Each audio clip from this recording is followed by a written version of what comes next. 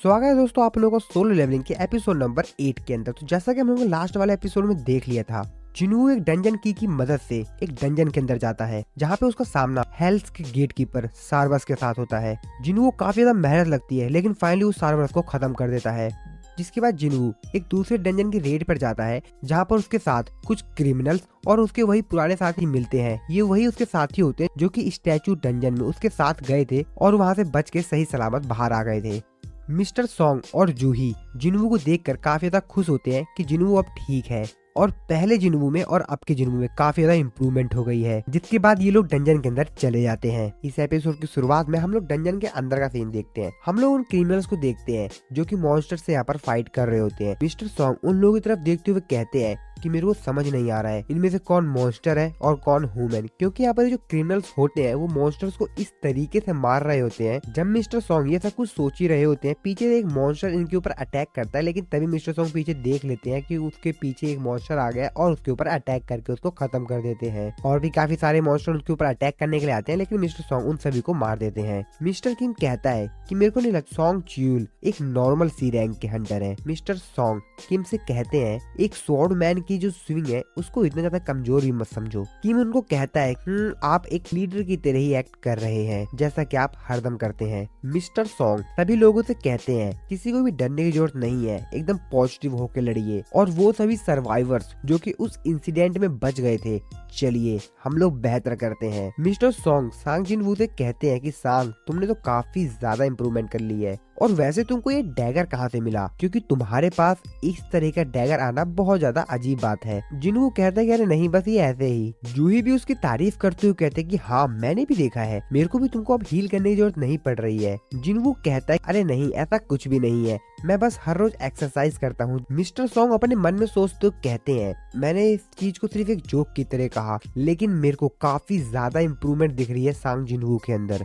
जूही कहती है मैं जिस जिनवू को जानती थी तुम उस जिनवू से काफी ज्यादा अलग लग रहे हो। मिस्टर सॉन्ग जिनवू की तरफ देखते हैं पहले और उसकी तरफ देखते हुए बोलते हैं कि वैसे जिनवू में काफी ज्यादा इम्प्रूवमेंट्स आ गई है। अब वो यहाँ पर नॉर्मल मॉन्स्टर से तो डर भी नहीं रहा है, जहाँ पहले वो नॉर्मल मॉन्स्टर को देख कर ही डर जाता था, लेकिन अब यहाँ पर इसके अंदर बिल्कुल भी डर नहीं है। और दूसरी तरफ जूही जो कि अभी भी डर रही है। जब ये थोड़ा सा और आगे जाते हैं तो डंजन यहाँ पे 3 पार्ट्स में डिवाइड हो गया होता है। मिस्टर कैंग मिस्टर सॉन्ग से कहता है कि जैसा कि यहाँ का डिफिकल्टी लेवल काफी ज्यादा लो है तो हम लोगों को यहाँ पर स्प्लिट हो जाना चाहिए ताकि हम लोगों को इस डंजन को क्लियर करने में ज्यादा टाइम ना लगे। जिस पे मिस्टर सॉन्ग भी कहते हैं हाँ ठीक है चलिए स्प्लिट हो जाते हैं। मिस्टर कैंग मिस्टर सॉन्ग से कहता है कि मैं क्रिमिनल्स को अपने साथ ले जाता हूँ और अगर आप लोगों को बॉस का रूम मिल जाए तो आप मेरे पास आकर मेरे को जल्द से जल्द बता दीजिएगा। जिनवू अपनी एबिलिटी का इस्तेमाल करके उन तीनों रास्ते में से जो उसके लिए बेहतर रास्ता होता है उसको चुन लेता है। जिसके बाद वो मिस्टर सॉन्ग से कहता है कि मिस्टर सॉन्ग हम लोग को लेफ्ट रास्ते पे चलना चाहिए। मिस्टर सॉन्ग भी कहते हैं कि ठीक है तुम्हारी जैसी मर्जी। जिनवू की बात सुनकर मिस्टर कैंग जिनवू की तरफ देखते हैं बड़े ही अजीब नजरों से। जिनवू इस चीज को नोटिस करता है पर उसको कुछ भी समझ नहीं आता है। जिनवू अपने मन में सोचते हुए कहता है इस रास्ते के एंड में बॉस है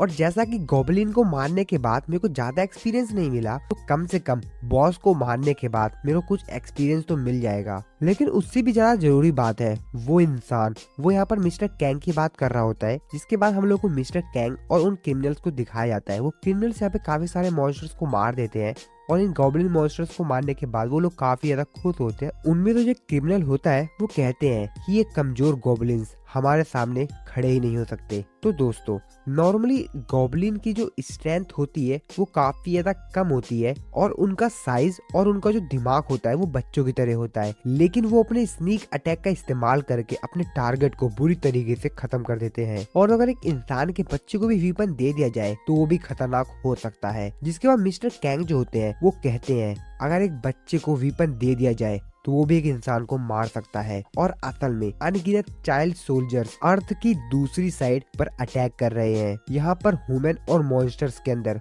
कोई भी डिफरेंस नहीं है, दोनों इंसेक्ट्स ही हैं। जिसके बाद मिस्टर कैंग जो होते हैं उन क्रिमिनल से पूछते हैं क्या तुम लोग किसी बच्चे को मार सकते हो। उनमें से जो एक कैदी होता है वो बोलता है कि ये कैसा बकवास और बोरिंग क्वेश्चन पूछ रहे हो। मिस्टर कैंग उन लोगों से कहते हैं कि बस थोड़ी देर बाद तुम हजारों बच्चों से मिलने वाले हो इस डंजन के अंदर। क्रिमिनल कहता है कि क्या बकवास कर रहे हो, क्या कह रहे हो, बच्चे डंजन के अंदर क्या कर रहे हैं। जिसके बाद हम लोग यहाँ पर उन गॉबलिन्स को देखते हैं जो कि ग्रुप में उन लोगों के ऊपर अटैक करने के लिए आते हैं। मिस्टर कैंग कहते हैं कि क्या तुम इन लोगों को खत्म कर सकते हो? क्रिमिनल्स कहते हैं कि हाँ बिल्कुल, हम इन्हें मार सकते हैं। मिस्टर कैंग उन सभी लोगों से कहते हैं कि हाँ बिल्कुल, इसका आंसर ये है कि तुम किसी भी जिंदा इंसान को मार सकते हो और मैं इस तरह की रिपोर्ट हंटर गिल्ड्स में करूंगा और अब तुम सभी लोग यहाँ पर हंड्रेड्स ऑफ गॉबलिन से मिलने वाले हो। और इस तरफ हम लोग मिस्टर किम और उनके साथ आया हुआ दूसरे हंटर को देखते हैं।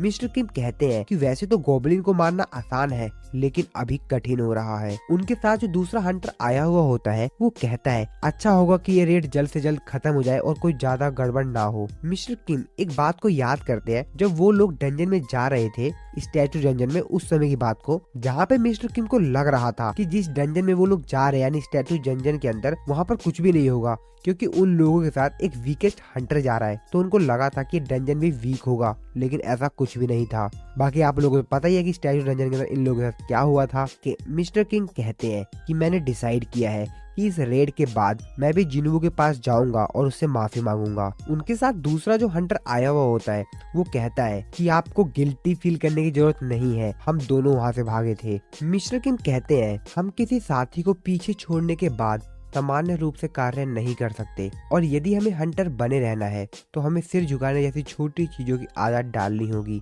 हालांकि मुझे नहीं पता कि वो हमें माफ करेगा या नहीं, पर मैं फिर भी माफी मांगूंगा। दूसरा हंटर कहता है कि हम लोग के पास टाइम नहीं है, चलो चलते हैं। मिस्टर के मुझसे कहते हैं कि जैसा कि हम लोग सिर्फ दो ही है तो हम लोग काफी ज्यादा केयरफुल रहना होगा। जिसके बाद ये लोग आगे जाने लग जाते हैं और जब ये लोग आगे जाते हैं तो मिस्टर किम सामने किसी चीज को देख के काफी ज्यादा हैरान होते हैं। कहते हैं क्या?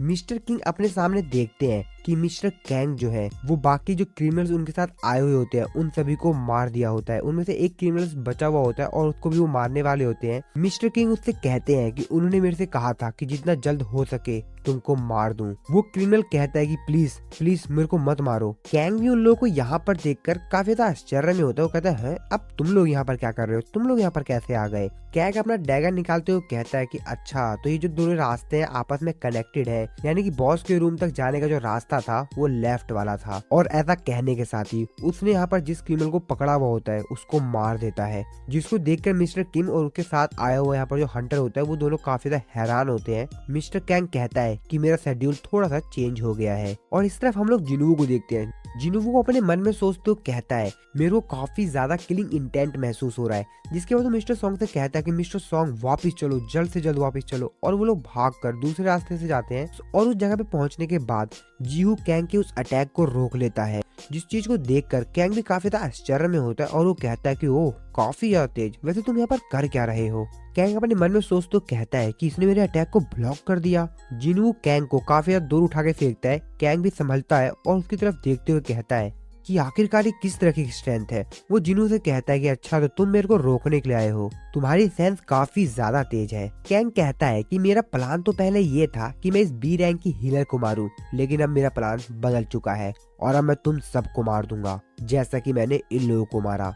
मिस्टर कहते हैं कि रुको एक मिनट, आखिरकार एक गिल्ड का मेंबर ऐसा क्यों करेगा? और तभी जिन्वू अपने पीछे देखता है और उस चीज को देखकर उसकी आंखें फटी की फटी रह जाती हैं। और जिन्वू यहाँ पर देखता है कि मिस्टर किम जो है वो अपनी आखिरी सांसें गिन रहे हैं, वो बस मरने ही वाले हैं। और इसके बाद दोस्तों मिस्टर किम जो होते हैं अपनी जिंदगी के कुछ पलों को याद करते हैं। मिस्टर किम याद करते हैं जब उनकी वाइफ उनसे एक बार बोलती है कि आप ये हंटर की नौकरी आप इसे छोड़ क्यों नहीं सकते? मिस्टर किम कहते हैं कि क्या फिर से? उनकी वाइफ उनसे कहती है कि ये काफी ज्यादा खतरनाक है, जिसपे मिस्टर किम उससे कहते हैं कि लेकिन राष्ट्रीय मंदी के इस दौर में हम और कर भी क्या सकते हैं? उनकी वाइफ उनसे कहती है क्या आपने उन लोगों के बारे में नहीं सोचा जो किसी ऐसे व्यक्ति का इंतजार कर रहे हैं जो शायद कभी वापस ही नहीं आएगा? जिसपे मिस्टर किम अपनी वाइफ से कहते हैं कंस्ट्रक्शन साइट पर मामूली पैसे कमाने से तो ये बेहतर ही है।